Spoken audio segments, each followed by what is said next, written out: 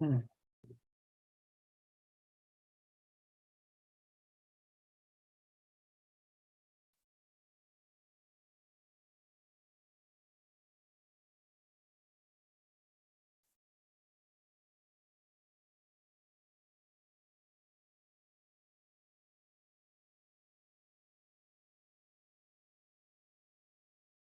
ừm,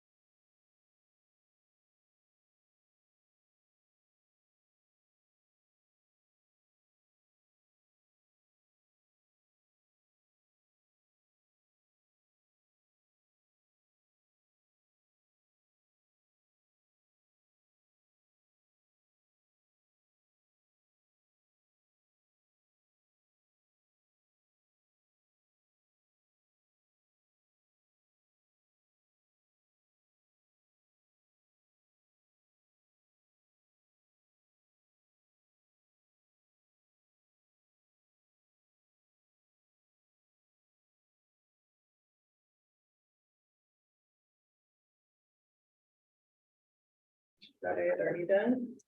Right. Is Chelsea not going to do it in the web? Yep. Okay, but we've got a quorum, so we I can. did. Hello.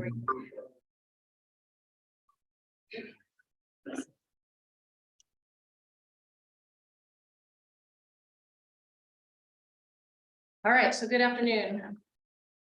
This is the board meeting for Plymouth Unified School District and the Plymouth County Office of Education, and it is 4:01.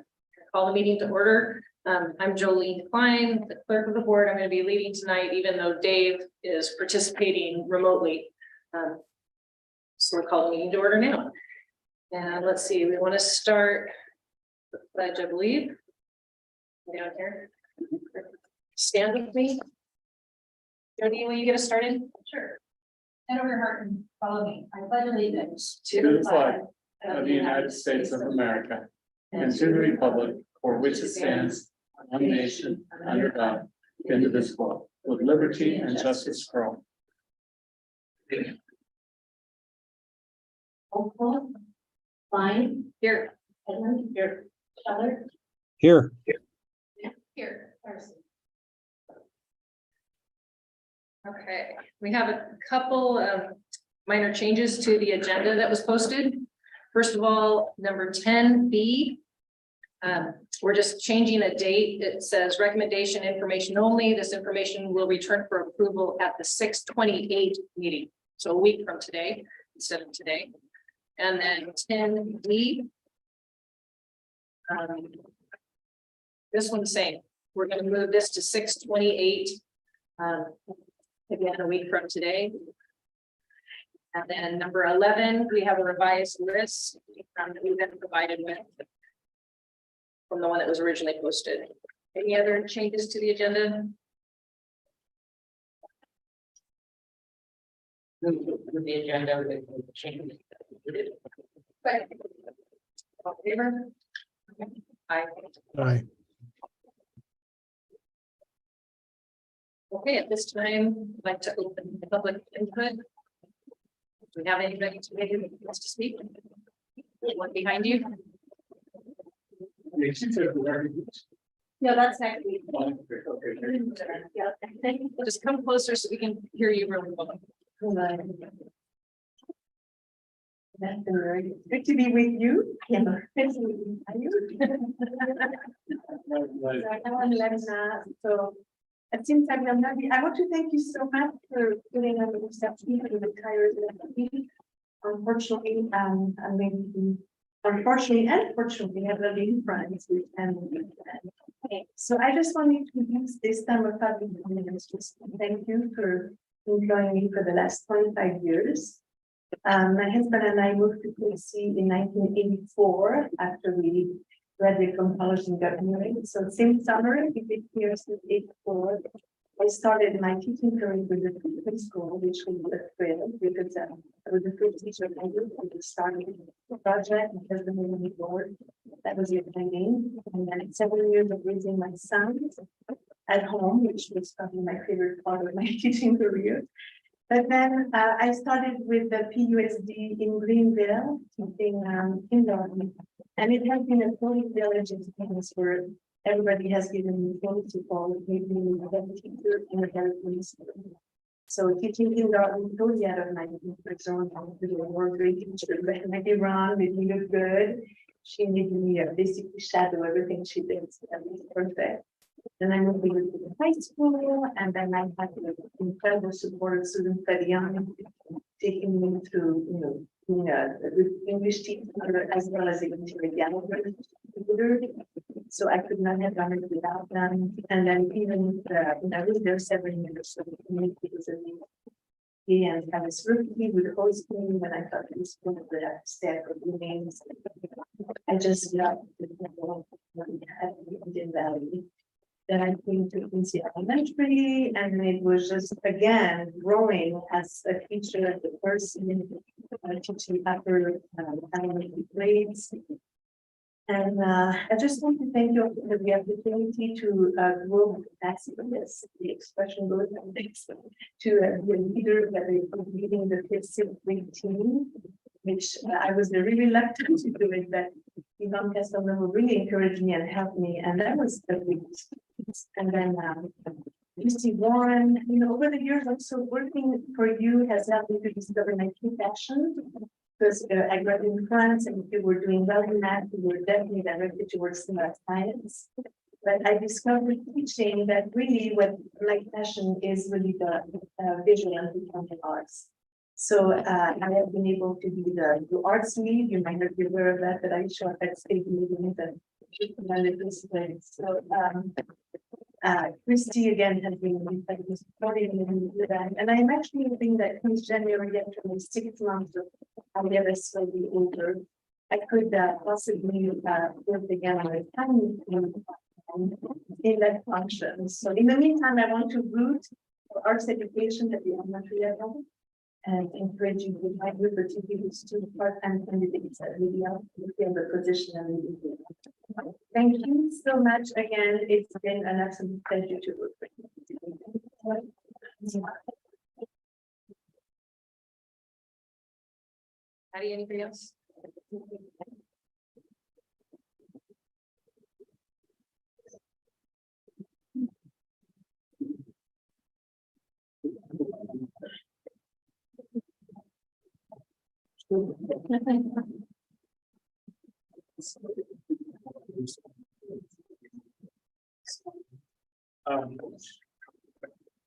And that's my awesome principal.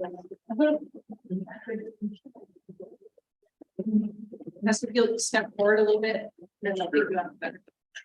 I think that's good. This is good. All right.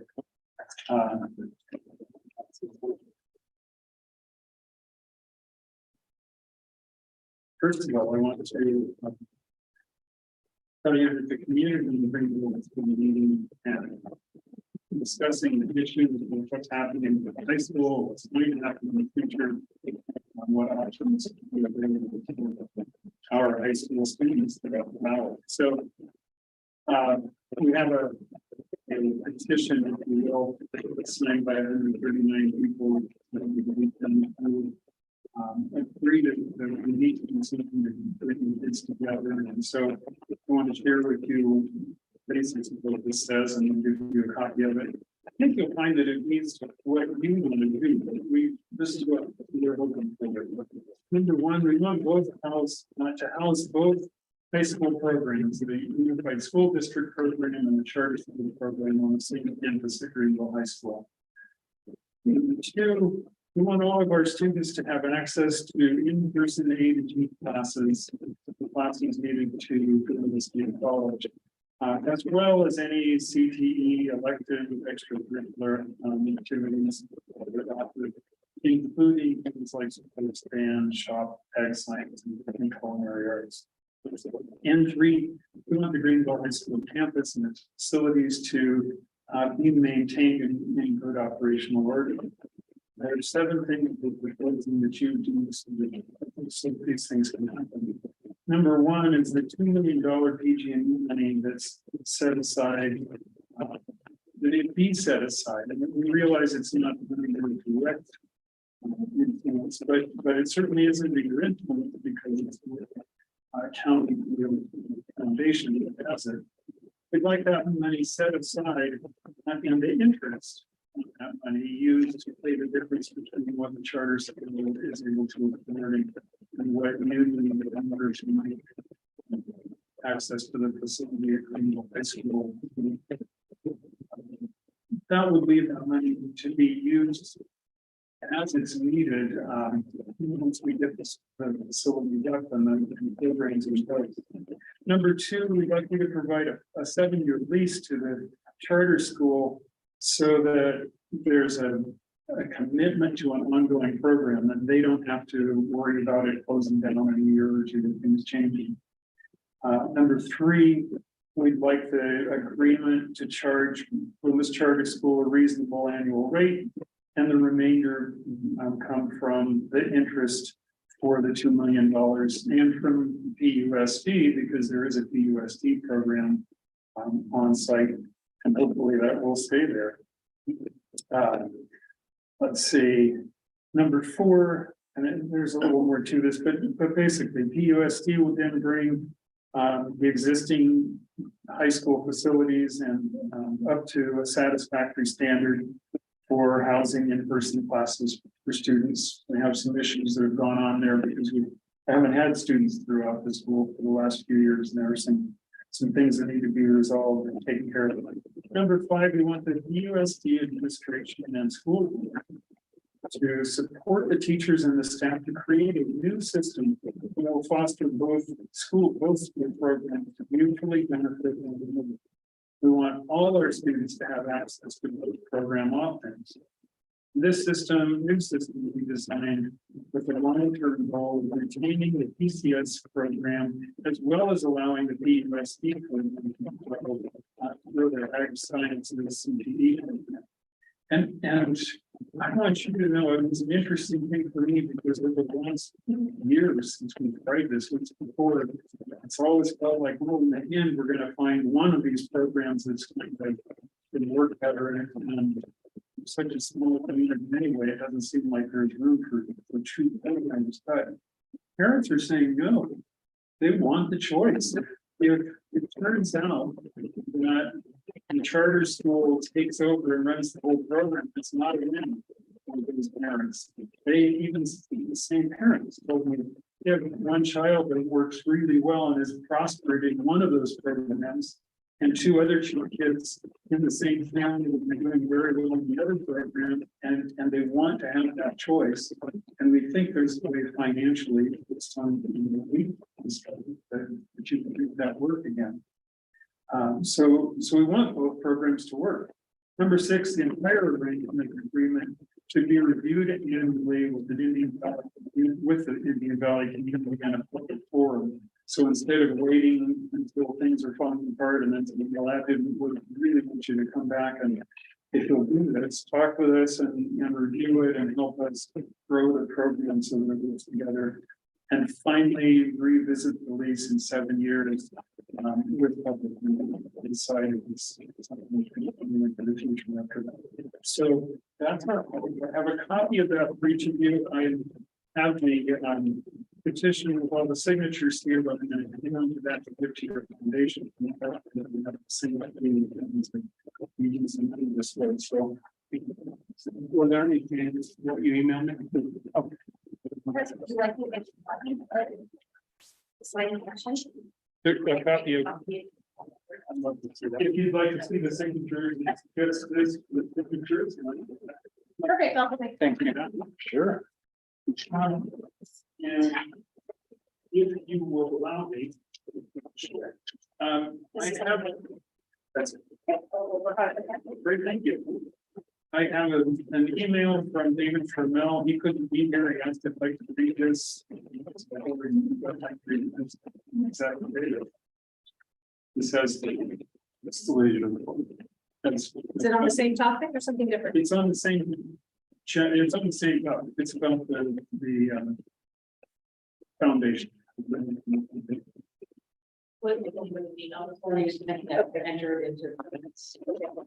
So we did receive it. You received it, so you don't need to hear it. We each got it individually. Okay. Thank you. Thanks, Ken. Okay. Next item on our agenda is Mr. Roderick with the 2024 CIF designation. So what you have before you, you see every year, this designates our principals and our athletic directors from our local high schools, district high schools to be voting members for CIF in the most section. So just asking for motion and approval so we can forward this on to CIF and everything is in place for next year. All in favor? Aye. All right, that moves us into student achievement. Okay. So I'm not going to go through 139 pages of LCAP for you. What I want to tell you is I have a summary. Christy was going to present, but Christy is doing good Christy work. She's with a group of 22 of our teachers and administrators in Sacramento at a PLC. Ended today. They're traveling home right now as we speak. So just a little bit about the process. Our LCAP, this is the third year of a 3-year cycle. Next year, we'll have a completely new LCAP. So we will start from scratch with new goals, new actions. But I just wanted to let you know changes. This is the third year, there aren't really any. We are adjusting the new high five of third grade reading level, which is in line with what the state's going to be looking at as well, because there are so many indicators of success in third grade in terms of high school graduation, expulsion, things like that. Methods of communication, we did LCAP work with our ELAC and DLAC committees, the special education community committees called the CAC, CAC, school site councils. We got union input back from the PCTA. We requested input back from CSEA. We did not receive, and then including parents, staff, and students through school sites. We did student surveys, we did parent family surveys. We actually had 362 responses for the student surveys. And we're going to use some of that information from the student surveys and the parent surveys when we do our update to our vision, our mission statement with all of the staff information as well. After taking a look at it, do you have any questions in general about the LCAP? Anything I can offer? If not, I would encourage you to go ahead and move on and open up the public forum on that. And we will bring back an adjusted LCAP to you next week. If you noticed in the budget overview for parents, our supplemental and concentration fund number was not included. It just didn't roll. And so we fixed that mistake and it'll be rolled in. So we'll have an adjusted number for you and the bot, I should call it, for next week's final. Okay. And that, as far as we know, is that's the only error we can find. And that's why you do this 2 weeks ago. Right. There's a question. Sure. So are the notes reflected in this version of all the surveys, or that's what we're going to see next week? Is there some new notes that are? No, there'll be no new notes from the surveys. All of that information is summarized 5 or 6 pages in. So it is already. It's all in there. All the survey information is included in there. The only thing that we are updating is fiscal numbers, and it's very important. And it was 362 students. So we had 362 student responses and 167 parent responses. Yep. Said 106 responses, and then it's 362 responses, and I couldn't tell. 106. Okay, the 106 were parent, 302. So these were Christie's notes as of last night, so she might have got some more input. So I will have her update any of that new survey information for next year. Probably alters the percentages. So I'll make a note. We'll have that done. Thank you. Thanks. So at this time, we'll open the public hearing for the 2023-2024 fiscal year. It's 419. If there's any input on that, we'll hear it now. No, hearing none, then we will close the public hearing. It's still 419. And a few more seconds. That's fine. Did you want to give any further description regarding the budget at this time? That's going to be number 10. Okay, And now it's Now going to there's go the- right into that. great. I think I need to share. We're just Oh, the host is disabled. Print out my slides, I could just do it. Vanna.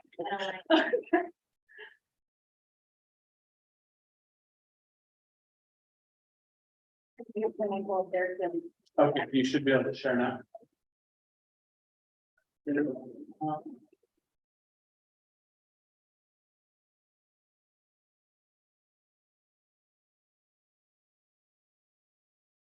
go ahead and try to, if you can share.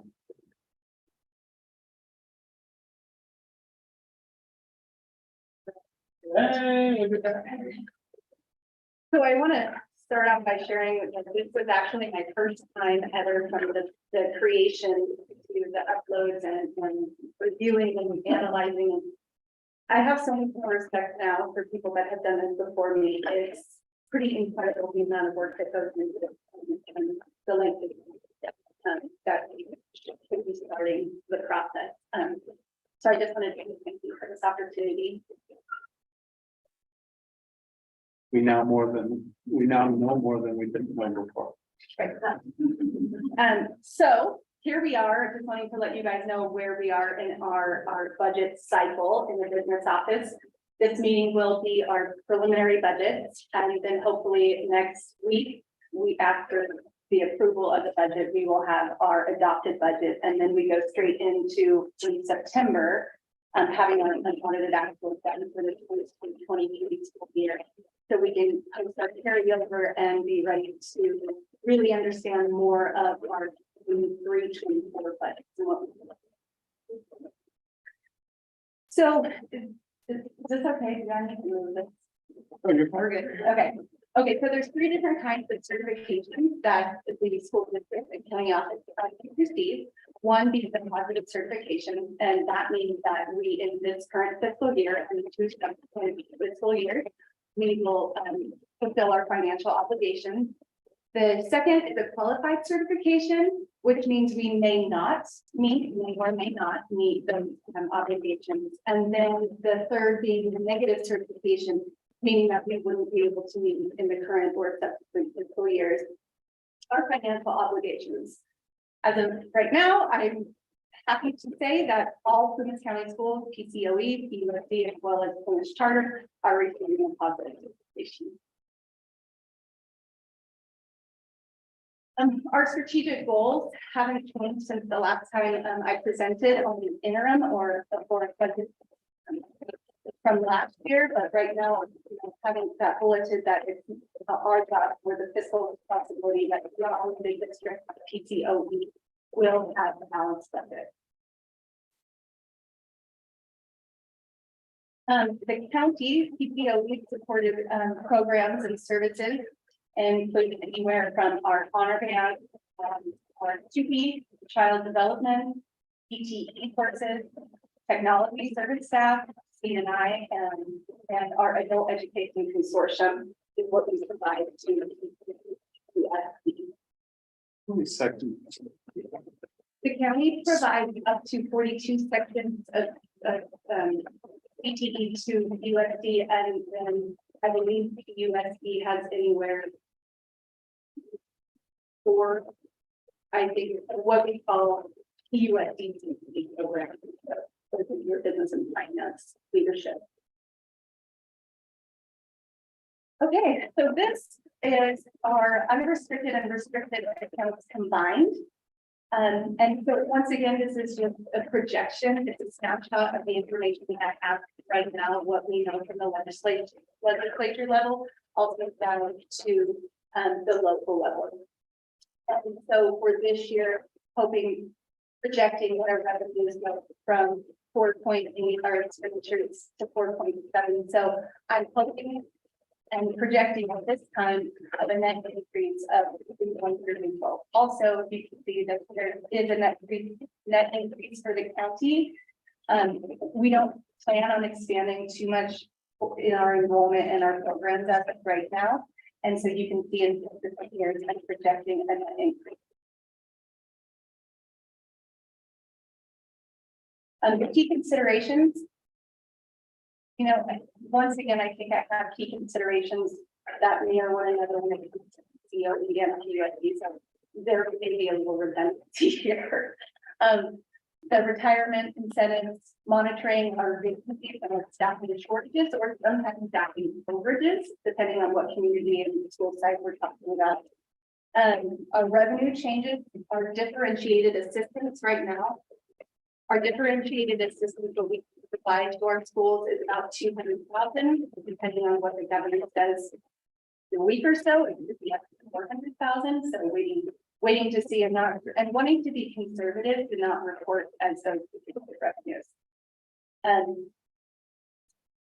The one-time short-term funds have been challenging on our because it does seem like it's we're getting in all of this money and we have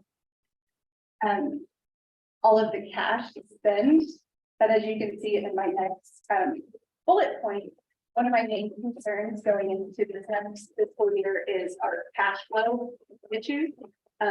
We have consistently delayed disbursement tax payments from the county government.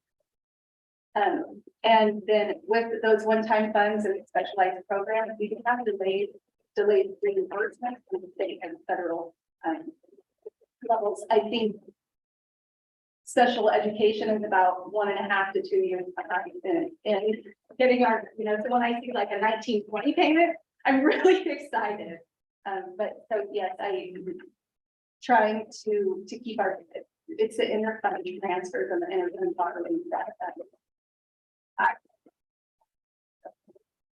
And it just be noted that each of those payments that come twice a year, about $10.5 million each. So that's almost a third of our budget, half of our payroll is going to school now, or less than that. So it's a big deal when it's 3 months behind. Every special district in the county is facing this. Do we project any further delays?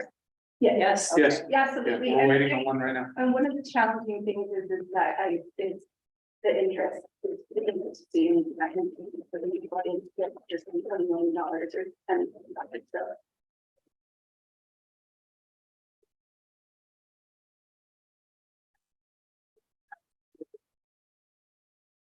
we know that it is secure until this year.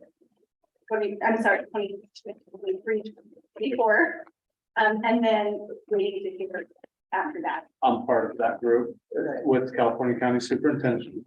We get the second most funding in the state from some of those resources, and they are looking for a more permanent solution instead of it being a rider bill. That's something else because they understand. So that was a major point of advocacy.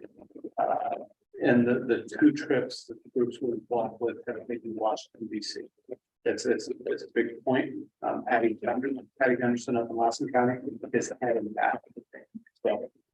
So as you can see in my projections for the USD, having a net increase in the 22-23 and then the years out of 23-24 to 24-25. That's where I'm projecting with SRF money and sending out the one-time funds in September of 2024. And then you'll see the 25-26 years where we're crossing up because that the SRS funds for other one-time funds coming in. And so we'll have to monitor that and evaluate that 1.2. And once again, right now, this is what we know for sure. And these are just projections of today and all of these that our vacancies in our system and everything on the back end is running so that everything on the front end is looking presentable and we happy. To be noted, if you look at 1.2 million in year 3 for decrease funding, if the secure rural school funding comes through, it cuts that number by 60% and makes it about 500,000. So it's super easy to make. Right, this is also where it comes ADA by projecting 2 years flat and then hopefully in that 25-26 we'd like to see an increase in ADA.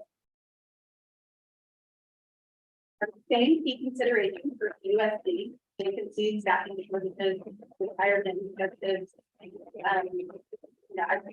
The cash flow issues, the one-time fund.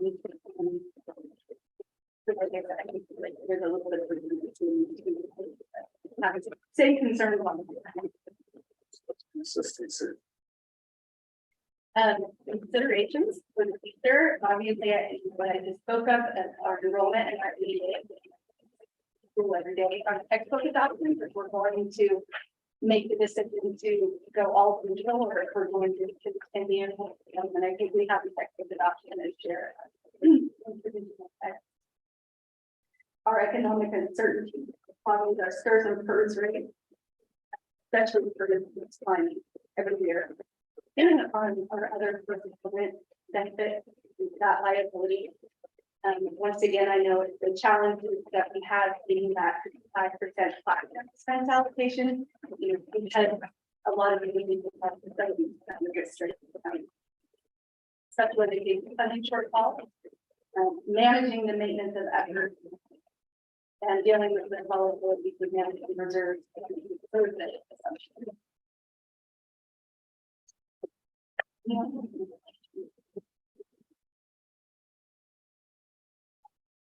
Thank you. So if we don't have questions, then you can do public hearing for PCOE, close it, and then public hearing for USD and close it. How can I stop sharing?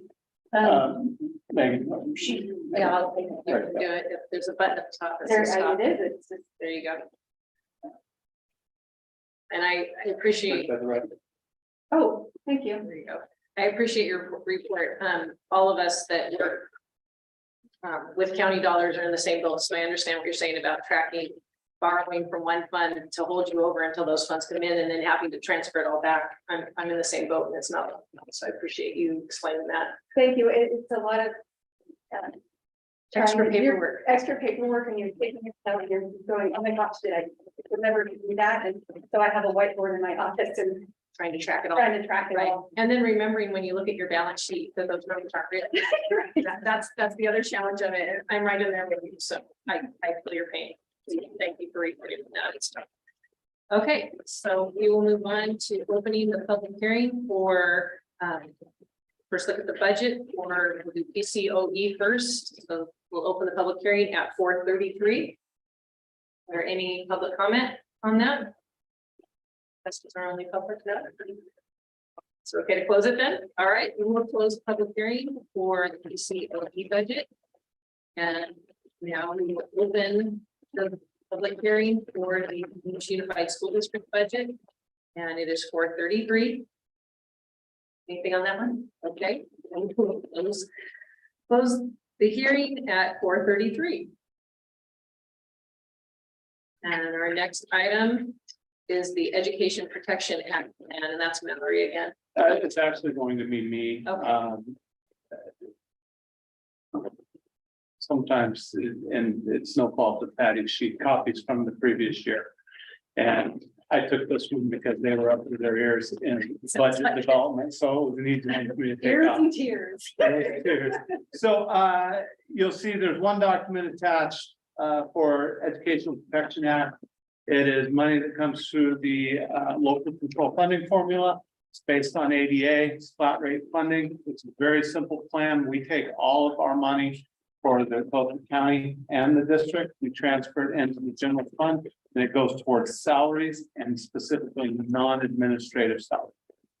100% of our dollars do that to just supplement our salaries and help with our staffing offset. So that just comes right out of there. So Patty, is this an action or just information? It's just information. I can share it with you. Thank you. Okay.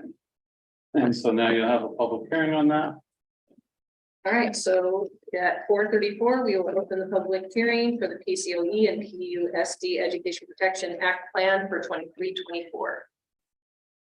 Hearing none, we'll close the public hearing at 4:34. All right, and we're moving on to the minimum reserve level. We've tabled this to the 28th.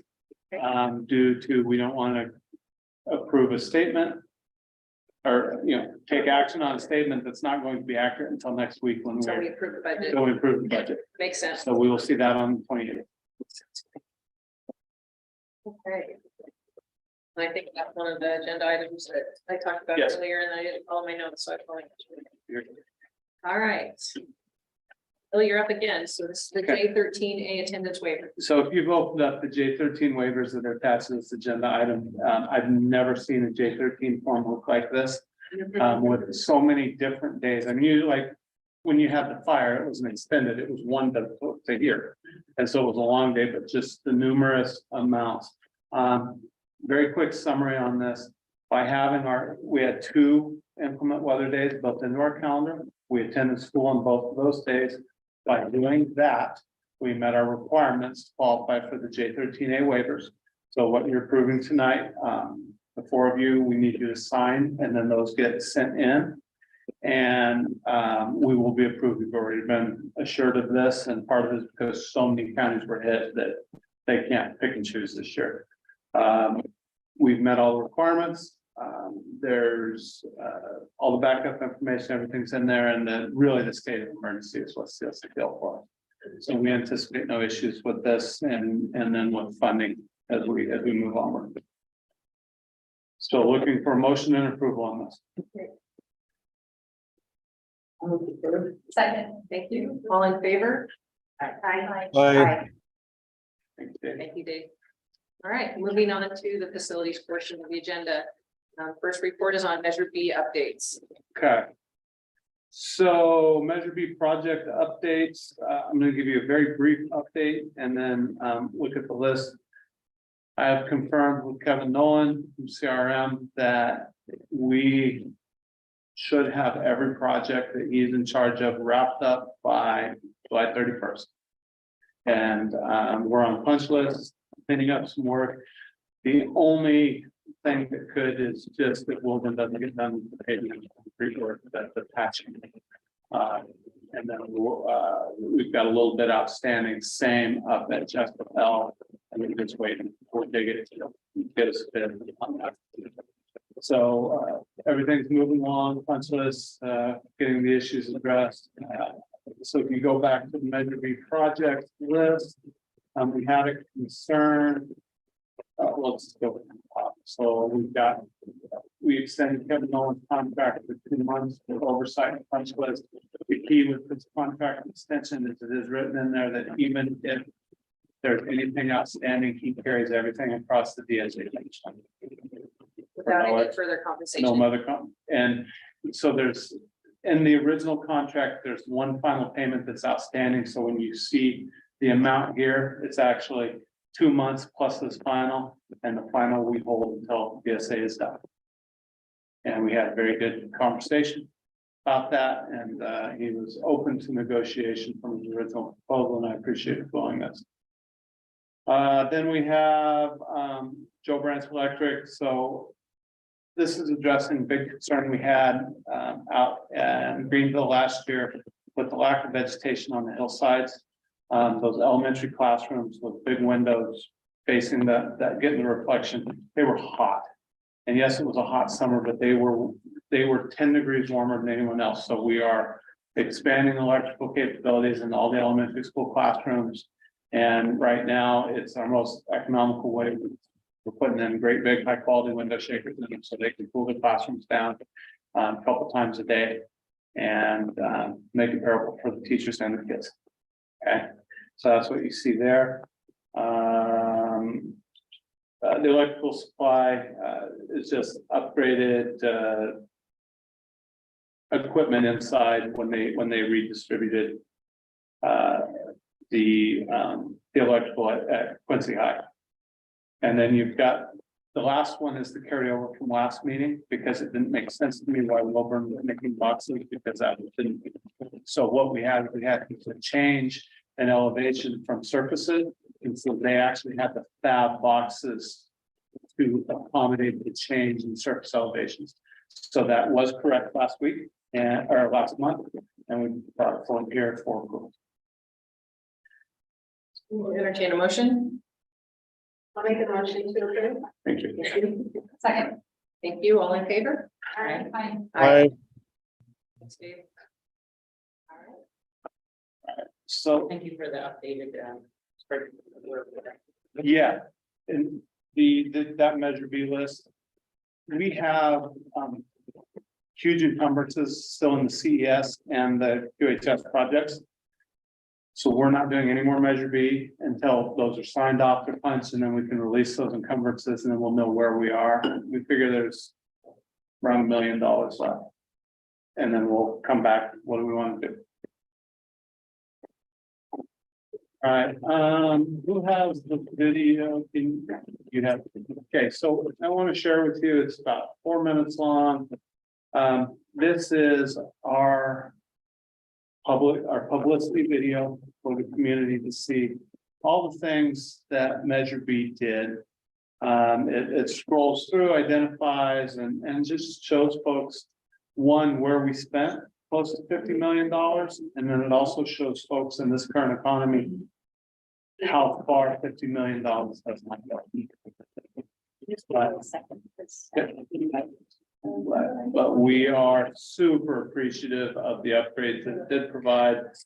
And this video was created in-house by Carrie Dingle. Okay, that's what I wanted to know. Yeah. So Carrie did an excellent job on this.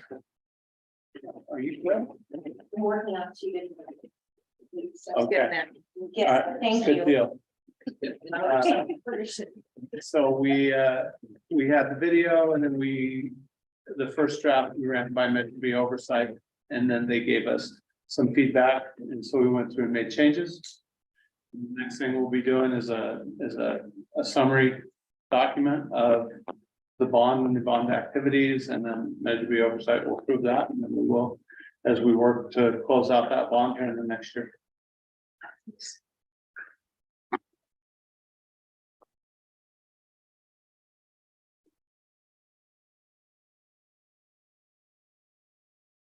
Can I ask a question? while we're waiting You may. to do that? People in Greenville were under the impression that some of that money was being used to upgrade the heating system at the high school, but when you checked on that, was that ever done, or was that ever on the list and taken on? You know, I don't know if it was on or taken off. I have confirmed with Ray Barker, head of maintenance operations, that upgrade was not made. How are you? So that's what I can tell you. We'd have to look and go back I and don't remember it ever being on the list. But I don't recall that ever being. right. I don't recall it being there, but I don't remember that's been a long time to have it. Yeah.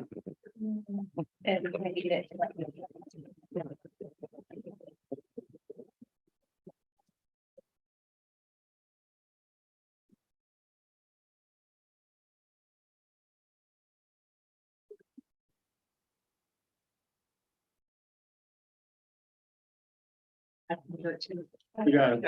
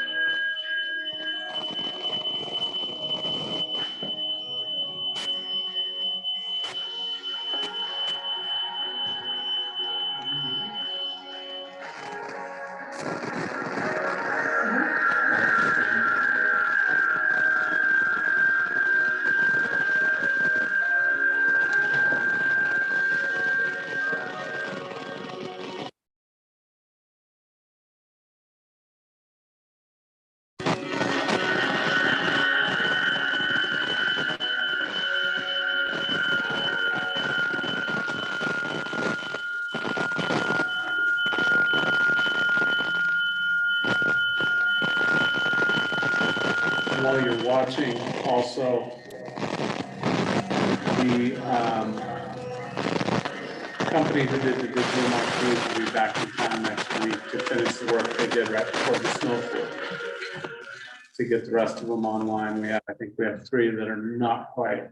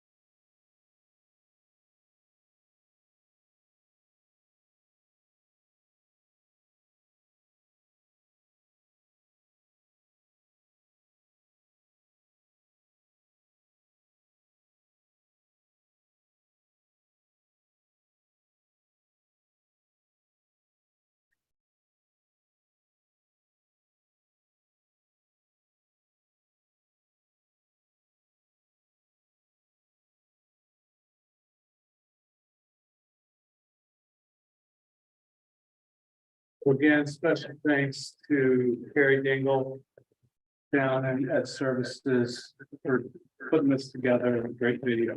And we're super thankful to the community for supporting this bond measure and the projects that we were able to do with it. Did you the Jim Forrest get cut? Did you want to keep any other way for? Because I think Greenville. Generally, they rip it out because we replace the gym for it at the dry rot, or it's been resurfaced and sanded so many times. Right. That you burn through the top time that they use it.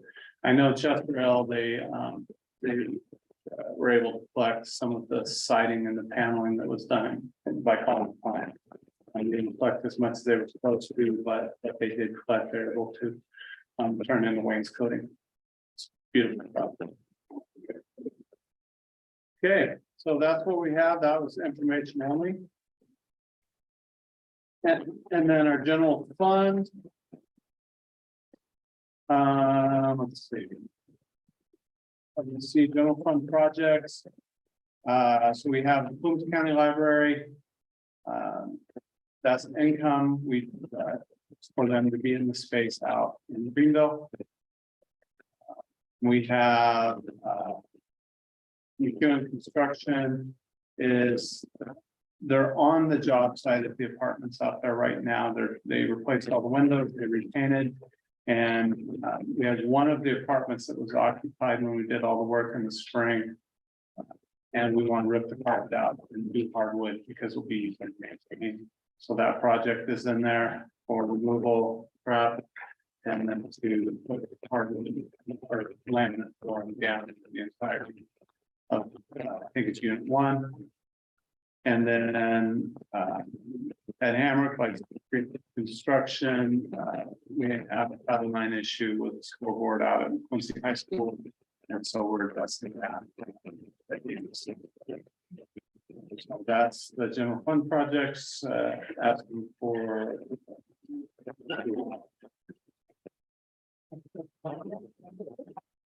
The girls are, yeah. Yep. And the boys, both softball and baseball played at QHS this spring. We'll entertain a motion. Hold your breath. Second, thank you. All in favor? All right, and now we go to Leslie with the delegate assembly meeting update. Yeah, so I attended the delegate assembly meeting weekend of May 21st and 22nd, I think it was, down in Sacramento.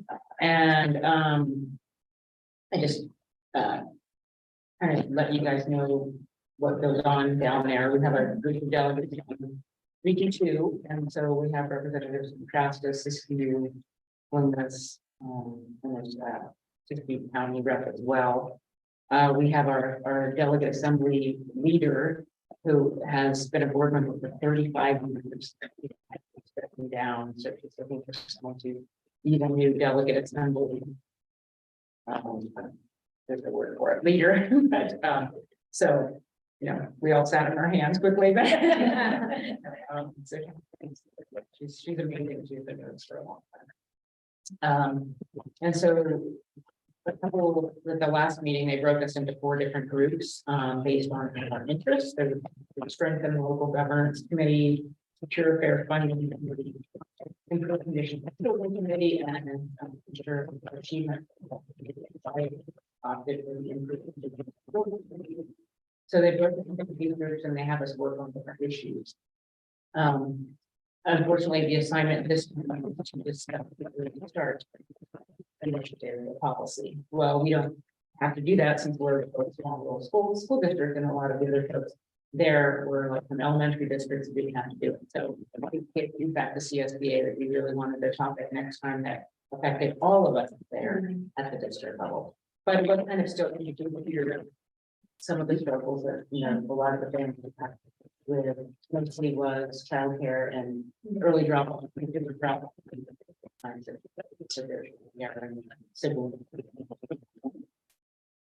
So, and then another, that's one piece of it, you know,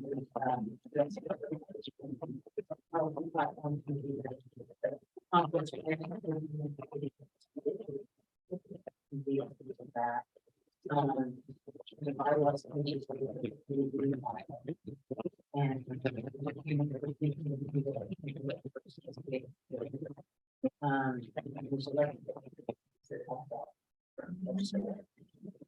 happening. And then help that's happening. And I think one of them, the interesting thing that we need, and it's some of the things that CFA were found.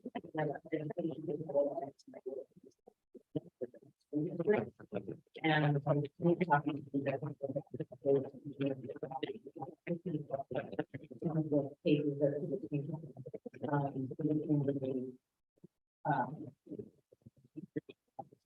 there was a case actually against the California State Board of Education, who never allowed denied the constitution, and the State Board of Education overruled them. So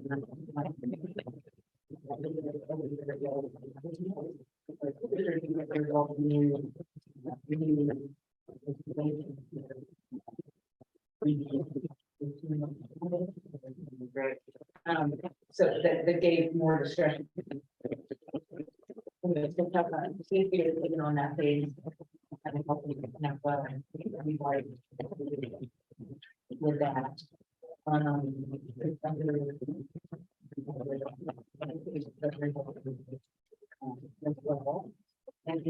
so if you want to take a look at them, the other thing that's in here is the statewide ballot measures that are coming up, and taxpayer protection. And it's complicated. I'm not sure if I can explain it to you right now. There'll be more to come on that as it comes to the presentation.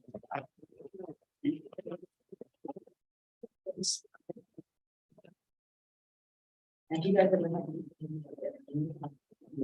bring forward and ask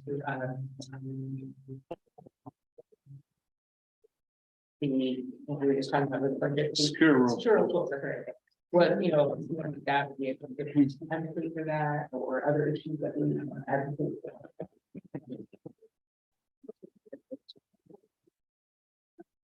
Thanks. Policy revisions.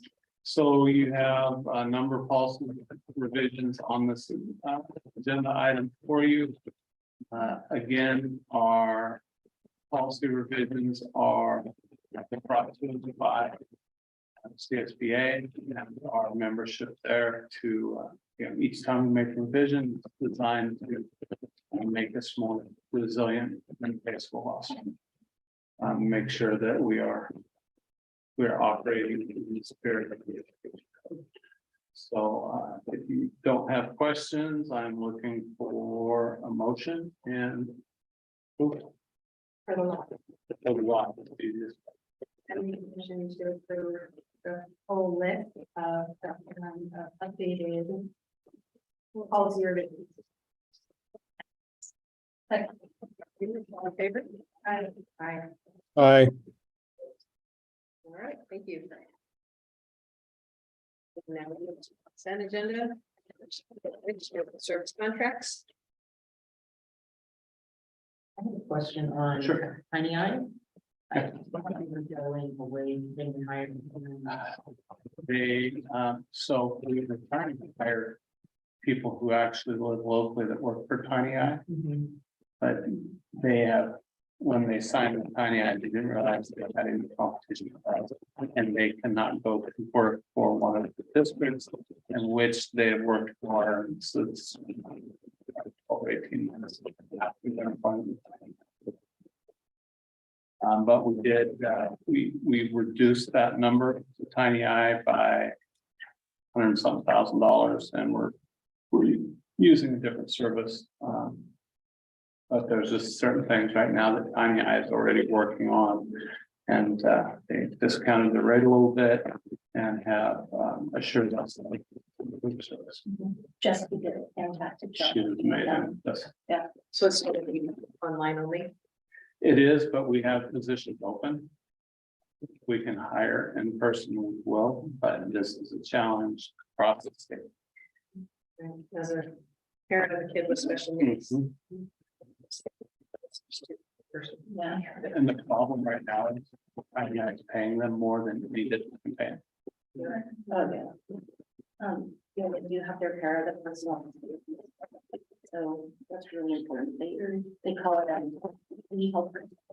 Yeah, a real job description, but it's a pair of. In our case, just speaking personally, the body language that's coming from the person who's actually speaking is so important. And you just miss that. When you're watching a screen, it feels like a movie. It's easy to disconnect your brain and not realize that you're having a personal interaction. Yeah. So I've learned that firsthand. So I'm glad we still have those positions open, and I understand the challenges that you have. That we all have, but Technicians are struggling with that too. On the other side, they have a family member and struggling on that side to give the services they want to give. won't be a stranger, just not there. Any other comments or questions on the service contracts? Thank you. All in favor? Aye. Aye. Stay. All right, how about check registers? This month, any questions there? Thank you. You, all in favor? Aye. Concludes our regular general meeting, and we'll move to closed session. And it is 5 o'clock exactly.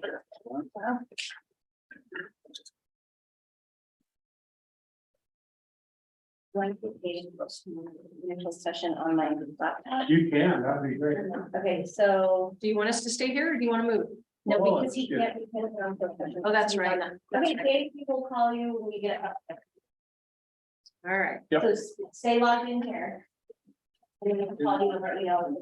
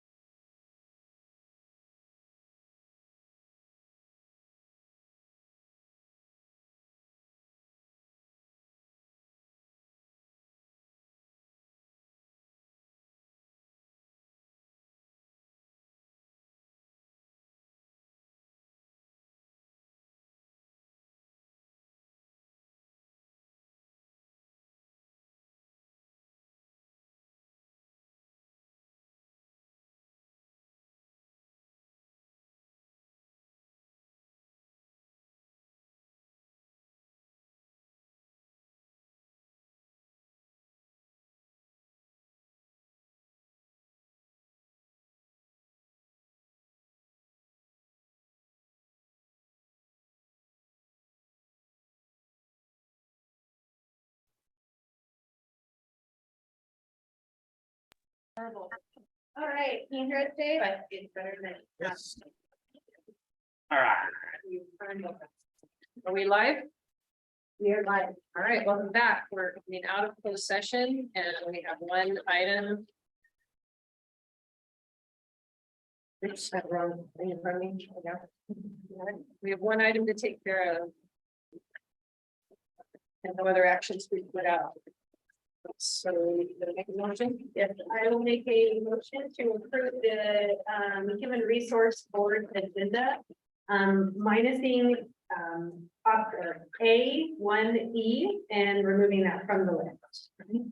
Second, thank you. All in favor? Aye. Aye. There's Dave. All right, and Well, who motion that was and who's that? second by Jody. Thank you. And approved unanimously. All right, so that concludes our meeting. And I don't know what time it is. What time is it? 6:20. At 6:23. Thank you very much. Thank you all. Bye, Dave. Thank Bye, you. Dave. Safe travels home.